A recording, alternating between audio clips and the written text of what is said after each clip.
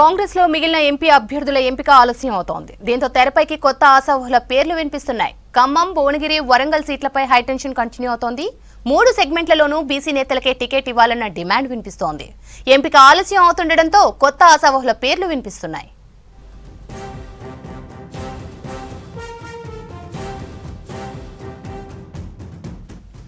దీనికి సంబంధించి మరింత సమాచారం రాజు లైవ్ లో అందిస్తారు. రాజు, థ్యాంక్ యూ శ్రవంతి. కాంగ్రెస్ పార్టీలో 8 లోక్సభ స్థానాలు పెండింగ్లో ఉన్నాయి. దానికి సంబంధించిన సిఈసి సమావేశం రేపు ఢిల్లీలో జరిగే అవకాశం ఉంటుంది. అయితే నిన్న మొన్నటి వరకు వినిపించిన పేర్లు కాకుండా కొత్త ఆశావాల పేర్లు తెరపైకి రావడంతో కాంగ్రెస్ పార్టీలో టెన్షన్ వాతావరణం మొదలైన పరిస్థితి కనబడుతుంది. ప్రధానంగా ఖమ్మం జిల్లాకు సంబంధించి ఖమ్మం కీలక నేతలుగా ఉన్న నేతలు బట్టి విక్రమార్క కావచ్చు, అదేవిధంగా పొంగులేటి శ్రీనివాసరెడ్డి కావచ్చు, తుమ్మల నాగేశ్వర కావచ్చు, ఈ ముగ్గురు నేతలు ఖమ్మం లోక్సభ సీటు కోసం నిన్న మొన్నటి వరకు చాలా సీరియస్గా ట్రై చేశారు. కానీ అక్కడ బీసీ నేతకు టికెట్ కేటాయించాలని కూడా కొత్త పేరు తెరపైకి వచ్చినట్టు తెలిసింది. ఖమ్మం సీటు బట్టి విక్రమార్క తన సతీమణి నందినికి ఇవ్వాలని మొదటి నుంచి పట్టుబడుతున్నారు. అదే మరో 2 మంత్రులు కూడా పొంగులేటి శ్రీనివాసరెడ్డి తన సోదరుడికి ప్రసాద్ రెడ్డికి ఇవ్వాలని ఆయన పట్టుబడుతున్నారు.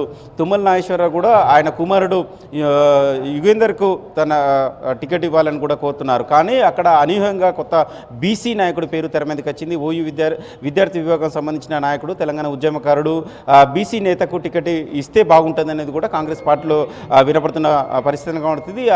ఆ దశలో లోకేష్ యాదవ్ పేరు కూడా తెరపైకి వచ్చిన పరిస్థితి కనబడుతుంది. మొన్న రీసెంట్గా అసెంబ్లీ ఎన్నికల సమయంలో కావచ్చు, కార్పొరేషన్ సీట్ల కేటాయింపులో కావచ్చు, బీసీలకు తగిన ప్రాధాన్యత ఇవ్వలేదు అనేది కూడా పార్టీలో వినపడుతుంది. సో ఖమ్మం సీటు ఆ ముగ్గురు కీలక నేతలకు కాకుండా లోకేష్ యాదవ్కు బీసీ సామాజిక వర్గం సంబంధించిన నేతకి ఇస్తే బాగుంటుందని ఆలోచన చేస్తున్నారు. ఒకవేళ నందినికి టికెట్ రాకపోతే లోకేష్ యాదవ్కు టికెట్ ఇవ్వాలని కూడా బట్టి విక్రమార్క డిమాండ్ చేసినట్టు తెలిసింది. ఎందుకంటే మిగిలిన 2 మంత్రులకు రాకుండా తన అనుచరునికి ఇప్పించుకోవాలని ఒక ఆలోచనతోనే కొత్తగా లోకేష్ యాదవ్ను పేరు తెరపైకి తీసుకొచ్చినట్టు తెలిసింది. అదేవిధంగా భువనగిరి సీటు విషయంలో కూడా నిన్న మొన్నటి వరకు ఆడ చామల కిరణ్ కుమార్ రెడ్డి, రేవంత్ రెడ్డి అత్యంత సన్నిహితుడిగా ఉంటే చామల కిరణ్ కుమార్ రెడ్డి, అదేవిధంగా రాజగోపాల్ రెడ్డి సతీమణి లక్ష్మీ పేర్లు, అదేవిధంగా యూత్ కాంగ్రెస్ నేతగా ఉన్న శివసేన రెడ్డి పేర్లు ప్రధానంగా వినపడుతున్నప్పుడు కూడా అక్కడి నుంచి కూడా బీసీ నాయకులకు టికెట్లు ఇవ్వాలనేది కూడా రాజగోపాల్ రెడ్డి మొన్న రీసెంట్గా ఆయన కూడా మునుగోడు నుంచి వెళ్ళి ప్రెస్ మీట్లో చెప్పడంతో అక్కడ కూడా బీసీ నేతకు వీళ్ళ టికెట్ ఇస్తే ఎవరికి ఇస్తారు అనేది కూడా ఒక చర్చ కొనసాగుతుంది. ఈ నేపథ్యంలో కైలాష్ నేత కూడా తనకు టికెట్ ఇవ్వాలని కూడా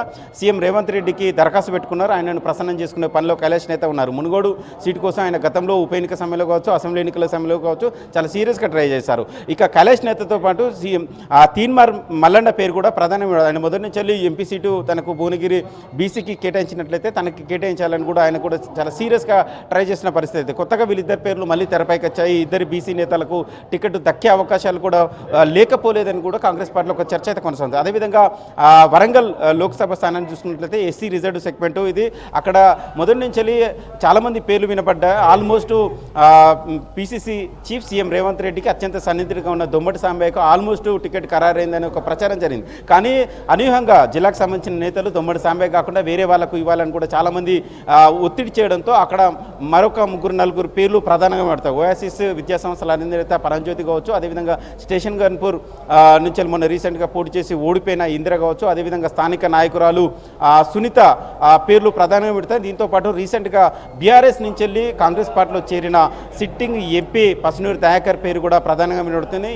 అంటే ఆలస్యం అవుతున్న కొద్దీ కొత్త పేర్లు తెరపైకి రావడంతో కాంగ్రెస్ నేతలు ఒక ఆందోళన కొనసాగుతుంది. అదేవిధంగా ఆదిలాబాద్ నుంచి పార్లమెంట్ నియోజకవర్గం చూసుకున్నట్లయితే ముందుగా దరఖాస్తు చేసుకున్న సందర్భంలో నరేష్ జావేద్ కావచ్చు, అదేవిధంగా సేవాలాల్ కావచ్చు, 1-2 పేర్లు ప్రధానమైన తర్వాత రేఖా నాయక్ కూడా మాజీ ఎమ్మెల్యే రేఖా నాయక్ కూడా పేరు వినబడింది. కానీ అనూహ్యంగా వాళ్ళ పేర్లు ఎక్కడ ఇప్పుడు వినబడడం లేదు. అనూహ్యంగా కొత్త పేర్లు తెరపైకి వచ్చాయి. డాక్టర్ సుమలత, రిమ్స్ వైద్యశాలకు సంబంధించిన డాక్టర్ సుమలత, అదేవిధంగా ప్రభుత్వ ఉద్యోగి మొన్నటి వరకు టీచర్గా పనిచేసిన ఆత్రం సుగుణ పేర్లు ప్రధానంగా వినబడతాయి. సుగుణ రీసెంట్గా ప్రభుత్వ ఉద్యోగానికి రాజీనామా చేశారు, కాంగ్రెస్ పార్టీలో చేరారు. సుగుణ కావచ్చు, సుమలత కావచ్చు, ఇద్దరు పేర్లు ప్రధానంగా వినబడతాయి. ఇద్దరు వరకు ఒకరికి ఆదిలాబాద్ ఎంపీ సీటు వచ్చే అవకాశం ఉన్నట్లు కాంగ్రెస్ పార్టీలో చర్చ జరుగుతుంది. మొదట ఊహించినట్టుగా కాకుండా కొత్తగా పేర్లు తెరపైకి రావడంతో కాంగ్రెస్ నేతల్లో కొత్త పేర్లు తెరపైకి రావడంతో కొత్త టెన్షన్ మొదలైందని చెప్పాలి. రేపు ఢిల్లీలో సిఈసి